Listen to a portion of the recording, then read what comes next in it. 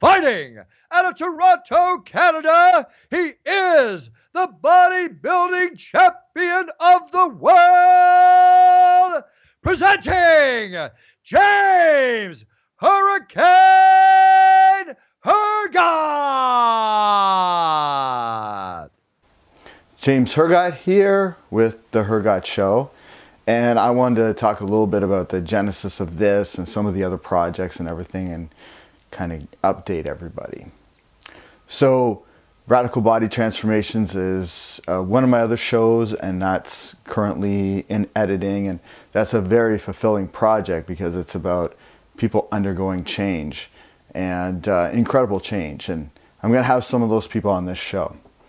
And you know, of course, I was working on the Love and Muscle and everything, and I wanted to take things in a different direction. I was starting to get some different types of guests on the show and things like that, and it inspired me. You know, a lot of times when you start something, you have to iterate it and make little changes and stuff as you go. So,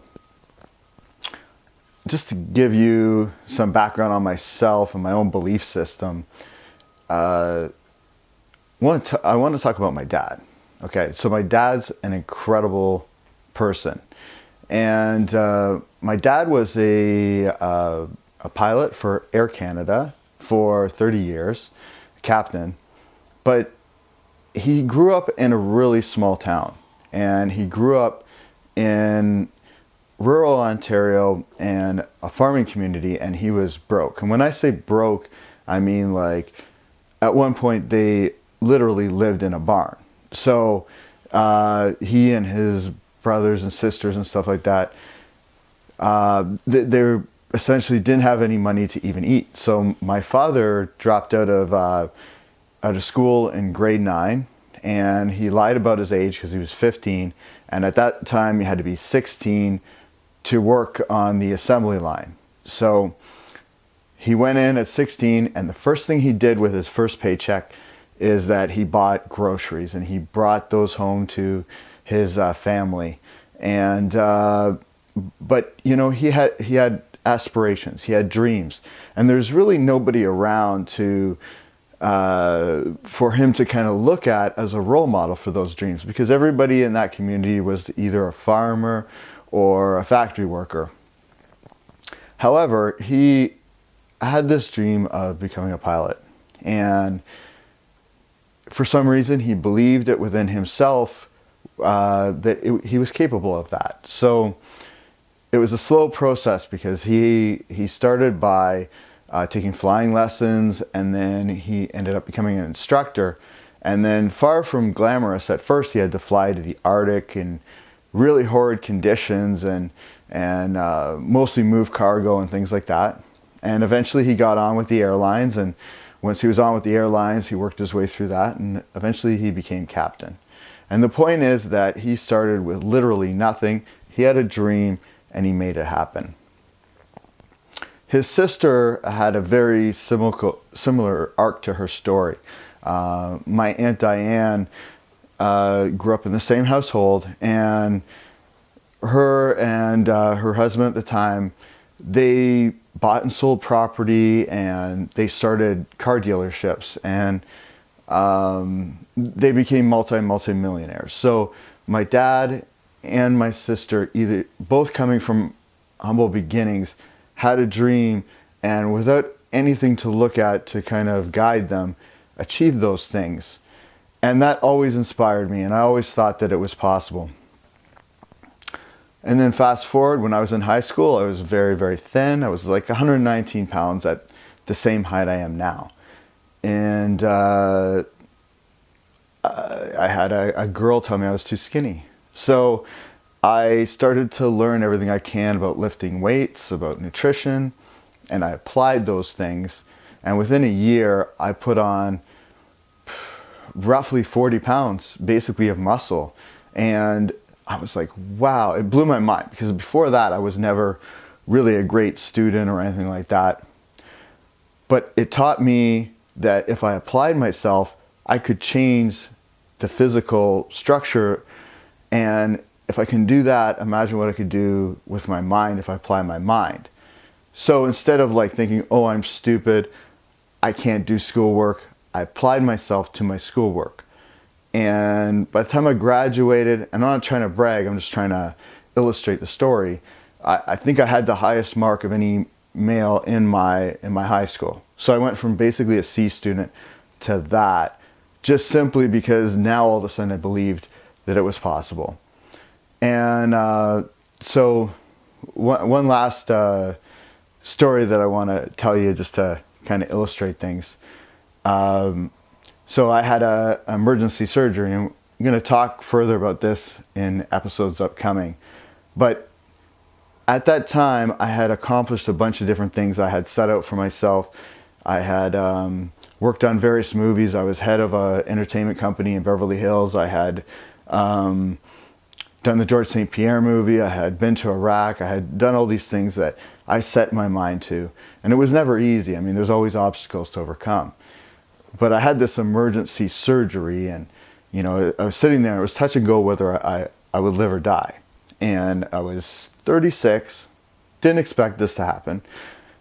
But there was an eerie thing that happened, which is that I wasn't afraid of death. I didn't welcome death, but I wasn't afraid of it. And the reason I wasn't afraid of it is I knew that up to that point, I had actually set my sights on the things that I wanted to achieve, and essentially had achieved everything that I had wanted to. So I was comfortable. If I was going to die, there's nothing I can do to control it at that point in time, but I had lived a full life. And that really furthered my belief. And then, you know, working on this transformation show, I've met so many people that have accomplished way more than I've accomplished, just in terms of weight loss, in terms of overcoming just incredible odds. And I really believe in the power of the mind and the power of setting your sights on something and doing it. So I want to delve more into those type of topics and things like that. So, you know, that's why there's a change in the overall aesthetic of what I'm doing and the concept of this show. So the Hergott show is going to kind of take the Love and Muscle show and the format of interviewing people and stuff like that, but spin it in a new inspirational way. So with that, I want to kind of tell you a fun story again about what is possible. So I had a movie that I was putting together, and I had received a loan from the government for $100,000, and I had to repay it, and I was running out of time for that. And I had set up kind of my pre-production, and I was meeting with investors, and I met with this investor. We'll use the name Charles. And Charles had at one point in his life he was from the UK. He had been worth 150 million pounds. So I think that's roughly, you know, a couple $100 million, something like that. So very wealthy, kind of a gambler type and things like that. And we were out to dinner with him, the attorneys, everything, talking about doing the project. And I was really running out of time, like I said, to repay the loan and stuff. And I had a lot of people counting on me to do this project. So he had been given all the materials and things like that. And he's like, I think I'm gonna do this show. And by the way, it was a $1.7 million investment. And he's like, I think I'm gonna do this, but I need time to think about it. And I made a snap decision in that point in time, because he talked about how he was a gambler and he took chances and stuff like that. And whatever it was inside me, I had the balls, for lack of a better word, to say to him, you know what, if you really are the gambler that you say that you are, if you really take the chances you say that you're going to take, you wouldn't need the time to think about this. You would just do this now. And my lawyer kind of looked at me like, are you crazy? You're going to blow this deal. And he looked at me, because it was a challenge in a way. And he's like, are you saying like, you don't think I have the guts to do this just like this? And I said, yeah. And he took a napkin, he wrote down instructions to transfer the money, handed it to his lawyer, and by the next day, $300,000 was transferred into my account. So again, going to the power of belief, and just sometimes all it takes is believing in yourself for other people to believe in you and to say things out loud and to manifest them, so to speak. So even though that's a fun story, there's people who, in my opinion, it's not about money. It's about achievement in all areas of life. And for some people, even like overcoming, let's say, agoraphobia, where they're afraid of leaving the house, or overcoming these weight losses, or overcoming serious illnesses and things like that, are far more difficult and take tremendous more courage.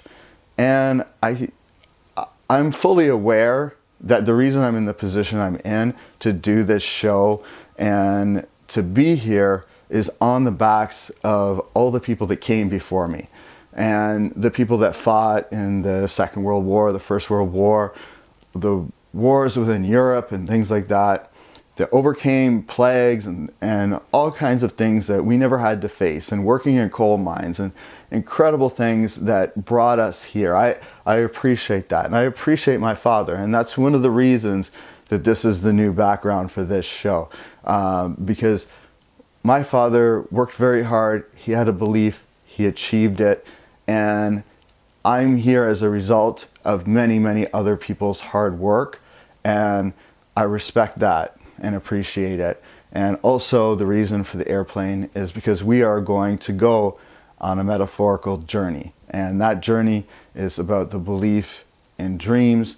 And we're going to have a lot of interesting people that I'm going to interview.